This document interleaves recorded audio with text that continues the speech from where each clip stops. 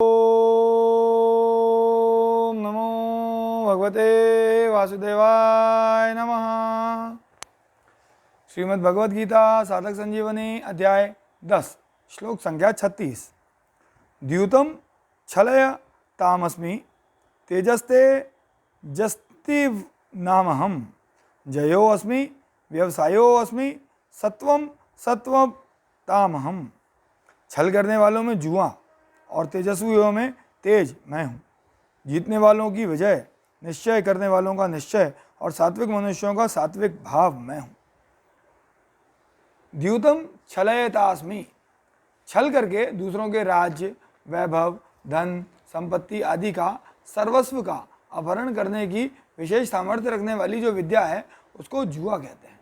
इस जुए को भगवान ने अपनी विभूति बताया है। शंका, यहाँ भगवान ने छल करने वालों में जुए को अपनी विभूति बताया है, तो फिर उसके खेलने में क्या दोष है? अगर दोष नहीं है तो फिर शास्त्रों में उसका निषेध क्यों किया गया है? समाधान, ऐसा करो और ऐसा मत करो, यह शास्त्रों का विधि निषेध कहलाता है। ऐसे विधि निषेध का वर्णन यहाँ नहीं है, यहाँ तो विभूतियों का वर्णन है।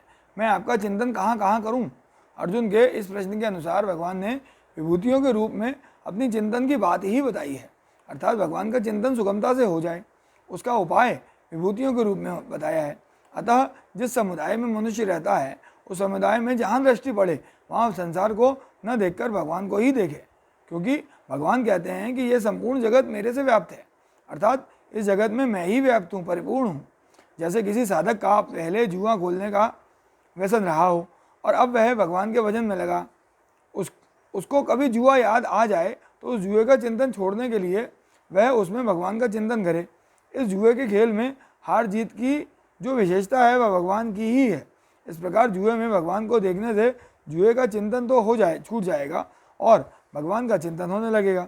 ऐसे ही किसी दूसरे को जुआ खेलते देखा और उसमें हार जीत को देखा तो हराने और जिताने की शक्ति को जुए की न मानकर भगवान की ही माने, कारण कि खेल तो समाप्त हो रहा है और समाप्त हो जाएगा, पर परमात्मा उसमें निरंतर रहते हैं और रहेंगे।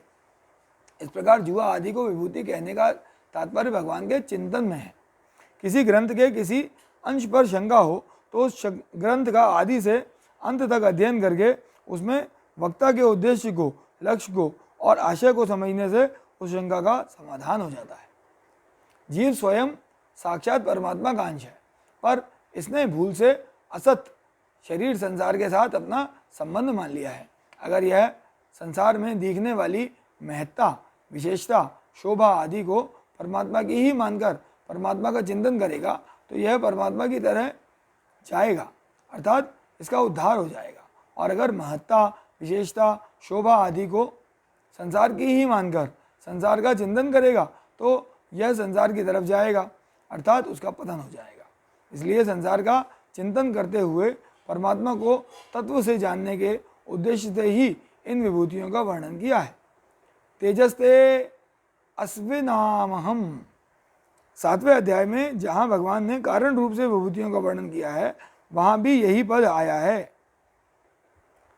महापुरुषों के उस दैवी संपत्ति वाले प्रभाव का नाम तेज है, जिसके सामने पापी पुरुष भी पाप करने में हिचकते हैं। इस तेज को भगवान ने अपनी विभूति बताया है। जयो अस्मि, विजय प्रत्येक प्राणी को प्रिय लगती है। विजय की यह विशेषता भगवान की है, इसलिए विजय को भगवान ने अपनी विभूति बताया है। अपने मन के अनुसार अपनी विजय होने से जो सुख होता है उसका उपभोग न करके उसमें भगवत बुद्धि करनी चाहिए कि विजय रूप से भगवान आए हैं। व्यवसायो अस्मि, व्यवसाय नाम एक निश्चय का है। इस एक निश्चय की भगवान ने गीता में बहुत महिमा गाई है। जैसे कर्मयोगी की निश्चयात्मिका बुद्धि एक होती है, भोग और ऐश्वर्य में आसक्त पुरुषों की निश्चयात्मिका बुद्धि नहीं होती। अब तो मैं केवल भगवान का ही भजन करूँगा। इस एक निश्चय के बल पर दुराचारी से दुराचारी मनुष्य को भी भगवान साधु बताते हैं। इस प्रकार भगवान की तरफ चलने का जो निश्चय है उसको भगवान ने अपनी विभूति बताया है।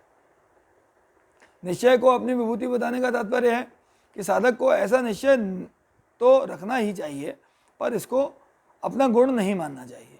प्रत्युत ऐसा मानना चाहिए कि यह भगवान की विभूति है और उन्हीं की कृपा से मुझे प्राप्त हुई है। सात्विक मनुष्यों में जो सत्व गुण है, जो सात्विक भाव और आचरण है, वह भी भगवान की ही विभूति है। सत्वम सत्वावहम, तात्पर्य है कि रजोगुण और तमोगुण को दबाकर जो सात्विक भाव बढ़ता है, उस सात्विक भाव को साधक अपना गुण न मानकर भगवान की विभूति माने। तेज, व्यवसाय, सात्विक भाव आदि अपने में अथवा दूसरों में देखने में आए तो साधक इनको अपना अथवा किसी वस्तु व्यक्ति का गुण न माने, प्रत्युत भगवान का ही गुण माने। उन गुणों की तरफ दृष्टि जाने पर उनमें तत्वतः भगवान को देखकर भगवान को ही याद करना चाहिए। ओम नमो भगवते वासुदेवाय नमः।